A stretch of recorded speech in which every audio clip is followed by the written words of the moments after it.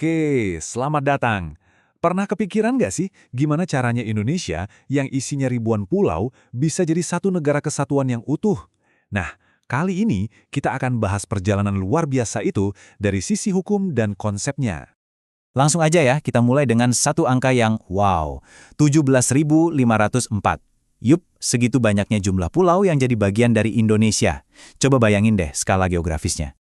Nggak cuma jumlah pulaunya yang bikin kaget, kalau kita hitung luas totalnya, daratan sama lautan, itu mencapai 8,3 juta kilometer persegi. Ini yang bikin Indonesia jadi negara terluas ketujuh di dunia. Gede banget kan? Nah, dari dua fakta tadi, muncul satu pertanyaan besar. Gimana caranya menyatukan sebuah bangsa yang rumahnya tersebar di lautan yang begitu luas? Ini tantangan yang luar biasa berat, terutama buat Indonesia yang waktu itu masih negara baru. Soalnya, percaya atau enggak, dulu itu laut justru dianggap sebagai pemisah, bukan jembatan penghubung. Loh kok bisa gitu? Yuk kita lihat alasannya. Jadi begini ceritanya. Dulu kita masih pakai hukum peninggalan zaman kolonial dari tahun 1939. Aturannya tuh aneh banget.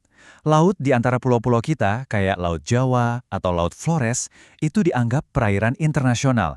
Kebayang nggak? Mau berlayar dari Jawa ke Kalimantan, secara hukum kita itu lewat luar negeri.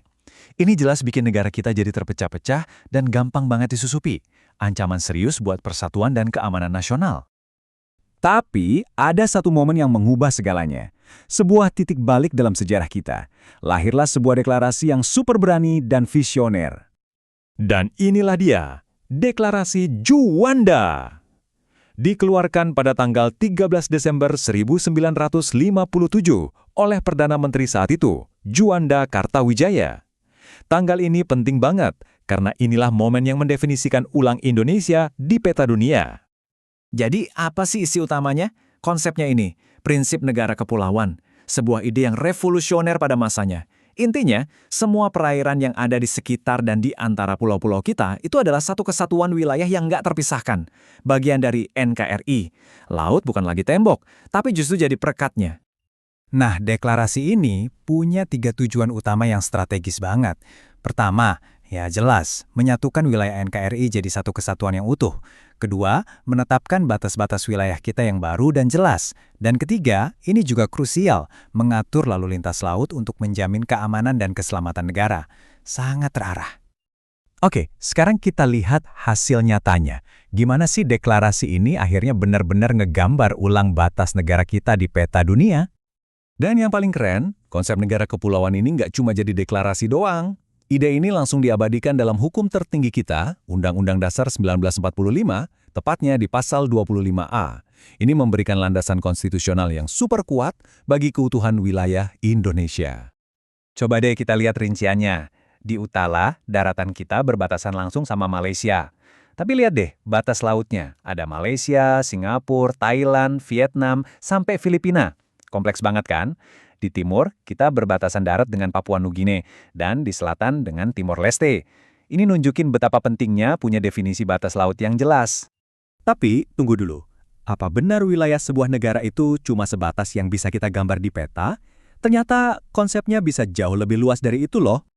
Nah, kenalan yuk sama konsep yang namanya ekstrateritorialitas.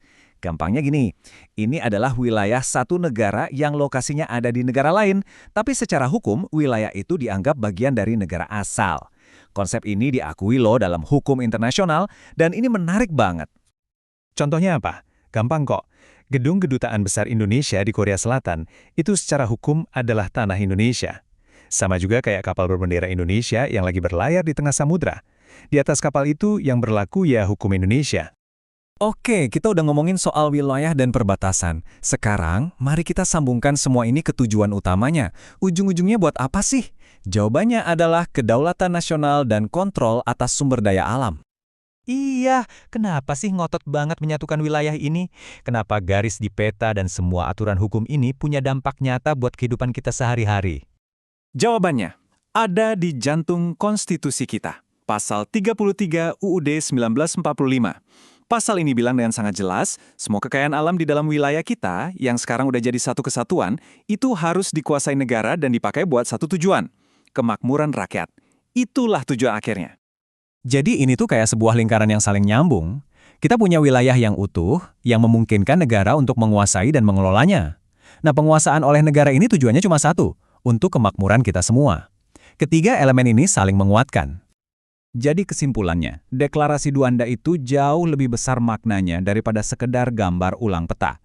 Ini adalah tentang mendefinisikan ulang identitas kita, sebuah langkah fundamental yang membentuk masa depan Indonesia sebagai satu kesatuan yang berdaulat.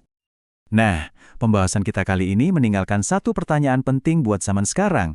Di abad ke-21, dengan semua tantangan barunya, gimana caranya kita sebagai bangsa melindungi kedaulatan dan memanfaatkan semua sumber daya di belasan ribu pulau ini?